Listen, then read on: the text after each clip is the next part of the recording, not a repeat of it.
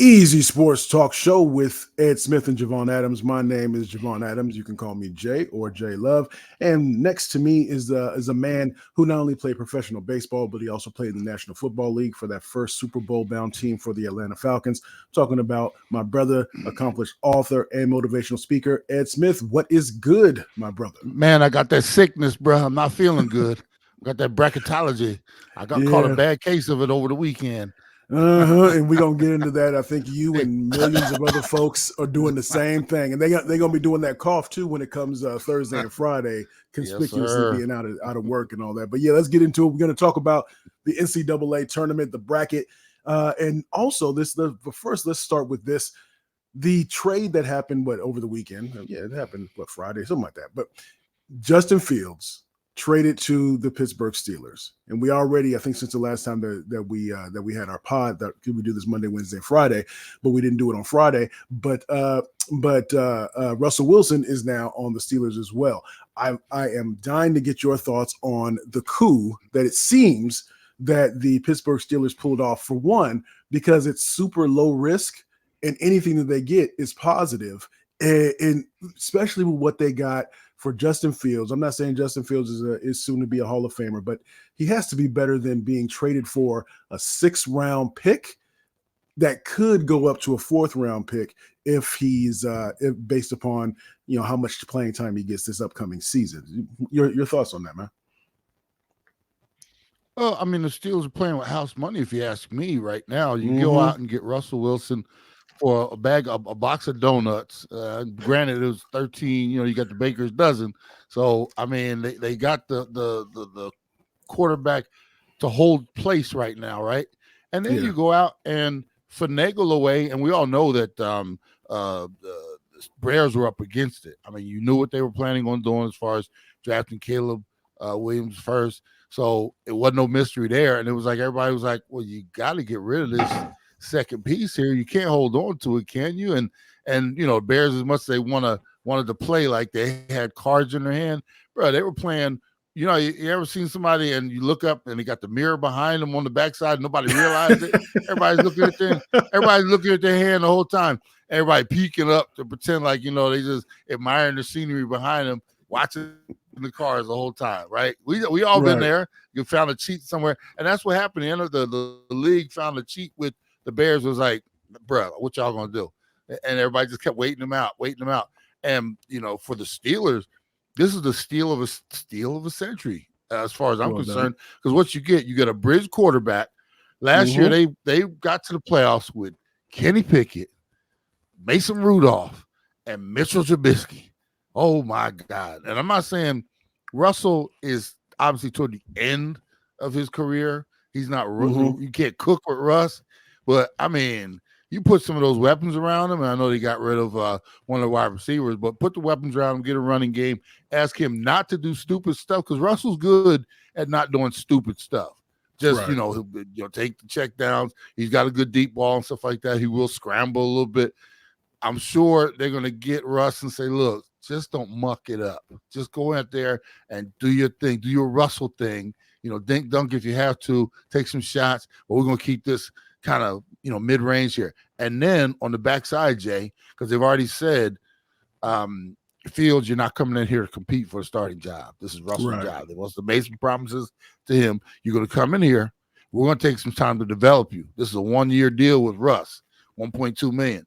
You come in here, we're going to develop you to take over the reins of this organization and treat you right. And we're also going to expect you to do the right thing on the backside. That young man is all incentivized right now. Yeah. And for the Steelers, they don't have to, if they hit on Fields where they can resurrect his career. They didn't spend a high draft pick, so they can continue to do their defensive side of the ball thing. Yeah. Got a young dynamic quarterback in here now who can, not just win games with his arm, but can win games with his legs. We're going to be smart with him, right? Right. That could be their future right there. So they basically, they hit on, in my opinion, people will poo-poo this because what he's done in Chicago all these years, maybe he just wasn't in the right situation. The Bears, let's see what the Bears do with Caleb Williams, okay? Right. They might mess that up. But in the meantime, the Steelers might have found a diamond in the rough, man. And it's all, like I said, for peanuts. They got this young man for peanuts. I think it's going to be a good move for all. And again, when I look at what the Arizona Cardinals did when they got Joshua Dobbs, and so when I'm saying this for a reason, they got him for a 7th round draft pick, if I'm not mistaken, and knowing that he was going to be a backup and just start for a couple of games, right? A 7th round draft pick, and we know the definite ceiling when it comes to Joshua Dobbs. He's a backup at best. But here's the thing: I came across something, and I sent it your way. But with the Steelers, if they're smart, they'll still go ahead and draft a quarterback. There are a couple of different on the site on the Steelers website, the fan site, so to speak, that a couple of the options that they may take. But here's the thing: worst case scenario is if Russ, let's say he doesn't play up to par, but Fields ends up progressing more than they thought, then they just bench Russ and they put Fields in to really see what's going on. So again, the thing that if I'm the Bears GM, I want Fields to do well, but I don't want him to do that well. Because if it comes back and he ends up being a starter for the Steelers, let's say next season and beyond, and ends up becoming a let's say mid to upper tier quarterback, that stays with you for the rest of your GM career, how you gave up a player for nothing, not even trying to get a couple of seconds in the thirds or whatever it was, what you gave him up for. Yeah, and there's little upside for the Bears because, as you say that, Jay, check this out. If he goes over there and does well, you're a fool for letting him go. If he goes over there and is garbage, what you draft him for in the first place? Ooh, I mean, it's like it just shows. I'm serious. It just shows how bad you are in your diagnosing the quarterback position, which they haven't had I guess you call franchise quarterback since. I guess you call Jim McMahon a franchise quarterback. That was back when I was still wet behind the ears in high school, that type of thing. So, for them, I guess you'd want him to go over there and play at least a little better than he has, because like, yeah, we saw a little something in there. He just didn't get to where we thought. Whereas, like I said, if he goes over there and stinks, you look bad. If he goes over there and blows up, it's like, wow, you guys let that go. So, yeah, the Bears have, the best thing the Bears can do, Jay, don't look back. Concentrate on trying to develop, the quarterback that you're going to call your future. You can't look and want to see what your ex is doing. That's the worst thing. All of a sudden you start trying to, enhance what you got here. Creeping on social media pages and everything. Yes. Don't look back. She's gone. Let her go. Whoever she's with now, you see her on TV at the Oscars or something like that. Nah, don't worry about that. Let that go. You got a good woman right here. Stay keep your eye on your luggage. Oh man, yeah. And so real quick before we get off of this, so again, with looking at what is it, SI.com, so the Steelers to SI.com, Joe Milton, maybe Spencer Rattler, and possibly Jordan Travis are maybe players that they might go after in the draft to just kind of round it out and be able to have that. So if nothing else, Russell Wilson, as corny as my man is, but he should come in incentivized because it's a 1-year deal. So you trying to revive your career to show that what you can do, not only on the field, because he had a decent last year. I think the number said, but that he can his image in the locker room, if he can repair that. And then maybe mentor Justin Fields a little bit along the way, and that gives him some brownie points as well. Justin Fields there was one site that called it brilliant stuff, and I've been hearing positive things along the way for what the Steelers did, just because it's low risk, extremely high reward, because they couldn't stay with Kenny Pickett, and we saw some of the things that he was saying that he said since that week 17 or at the end of the season when they were trying to have him just dress up and be a third, an emergency quarterback, and didn't want to do it, and all the things that he's done. So now he's Philadelphia's problem right now, but it's going to be interesting to see. That was an interesting. If you're going to say it with your chest, don't you normally have to have something behind your back to say it with your chest? Yeah. He made it seem like he was Ben Roethlisberger not getting his fair due there after everything he's done for the organization. In this situation, this would have been one of those shut up, learn for a year, and try to compete for the job next year. Because he could have been there. He could have been the one learning behind Russell Wilson, but it's you know who I am? They gonna disrespect me like that? Really? Okay. See ya. Oh my goodness. Now you're gonna be a true back. I mean, back up. I mean, you're not gonna get any action except for preseason games over there in Philly. So I mean, hey, nice that you didn't have to move far, but you know, maybe you can keep your house in Pittsburgh. But that's about all you're gonna be keeping. Oh my goodness. He is Ed Smith. I am Javon Adams. This is Easy Sports Talk Show podcast with Ed Smith and Javon Adams. Now this is we get in and try to control your energy, try to control your excitement. But the NCAA tournament begins. What is it? Wednesday, right? No, Thursday. Well, the playing games start. Hey, bro, don't disrespect the playing games. I watch the playing games too. Tomorrow, Tuesday and Wednesday. 4 games over the next 2 days. Man, I watch everything, bro. You are, for those who don't know, you are everything UNC. So University of North Carolina, everything UNC. So I meant to hit you up because they didn't win their tournament. But so I didn't know if they were going to, if that would, because Houston, UNC, just in terms of just some unexpected things, Arizona, the Wildcats, but you guys did get a number 1 seed. But how do you approach the bracket? The whole tournament thing? I've tried it in the past, and I'm one of those guys that by the end of the first weekend, my bracket is done, and I'm just paying attention just for the heck of it. But how do you approach it, and how do you think UNC is going to do in the tournament? Because the Final Four is out here in Phoenix. Yeah, there is no way to, like, you can't call it. It's called bracketology, bro, and there's no such thing as anybody who knows what's going to happen once the first whistle blows. It's all luck, to be honest with you. Picking that 5 or 12 to beat that 5, or riding somebody all the way to the 1 spot. You can't go chalk. I'll tell you that right now. Every year I get so tempted, and before I know it, I look at my sheet and it's like all these 1 and 2 seeds, and I'm like, nah, you can't. So then you go back. You got to try to figure out that upset 8, 9, or even higher that's going to make the run to the Final Four.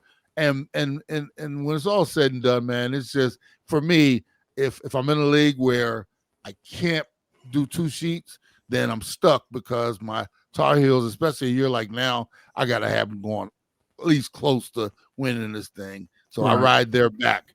If it's a year where they're a mediocre team, like 2 years ago, that last year they didn't even make the tournament. 2 years ago, I was like, man, they got Baylor in the Sweet 16 or whatever it was. There's no way to get past that.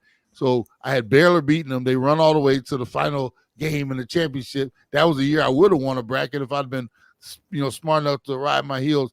So there is no magic. There is no magic answer to anything other than you got to do at least a little research, and then it's a lot of luck. I've seen people who haven't watched a college basketball game all year, and they'll pick the brackets, and it's just because, I like that school's name, or I like those colors. Those are nice. And next thing you know, their bracket is all the way up front. Everybody else is sitting in the back. So, like I said, come tomorrow, like I said, we get the playing games. And then Thursday, bro, don't even try to find me. Come 9 o'clock in the morning after drop off, because that's when it all starts. But 16 games on Thursday, 16 games on Friday. I don't miss any of it, bro. It's like how I watch my football, where I got all the screens, same thing, bro. I got all the tip-off times. I know exactly who's going off here. And, split screens and little screens and computer screens. I mean, it's all over the place. So I got to ask you this, though. So oftentimes the critique comes about the region. So where certain teams are played. So Connecticut. So the number 1 seeds are Connecticut, North Carolina, Purdue. Houston, and Purdue. And Purdue. So Connecticut is in the East region, so they're playing out of Boston. When that's essentially, it's like right in their backyard. And then but North Carolina is over in Los Angeles, and that just seems a little crazy, right? Here's the thing, Jay. Let me tell you how they trick you. They're in the West region. They start out their first 2 rounds in Charlotte, North Carolina. Gotcha. Okay. So they end up in the West because that's the bracket they're in, but they're starting in their backyard. Gotcha. And there are certain teams like Purdue, who got beat by one got beat by 16 last year. You think I'm falling for the banana in the tailpipe? Now watch them make a run, but I ain't falling for the banana in the tailpipe this year. if anything, I'm having them ducking out early, and then I'll take my beating on the backside if that's the case, because they got everybody last year. Number one seed got beat by 16. You know how disappointing that is when you're on the first day, Jay. Yeah. You got somebody going to, and your bracket looks so messed up. It's X'd out all the way over. That's a lot of levels to be X'd out, bro. That's true. And so I'm not a fan of falling for the banana and the tailpipe this year. I'm gonna be a little smarter when it comes to teams like them. Arizona is another one. Yeah, they're number 2 in the West region. They're starting off in Salt Lake City. That's where they're playing. Yeah. So I'm, over the next couple of days, I'm gonna do a little research, get my brackets put together. In some of them, it's one entry, and a couple of them I got multiples. Oh my goodness, yeah. All right, so we definitely gonna keep it because this will be a hot topic for a few weeks here. So for sure, if you want in, I'll get you in, bro.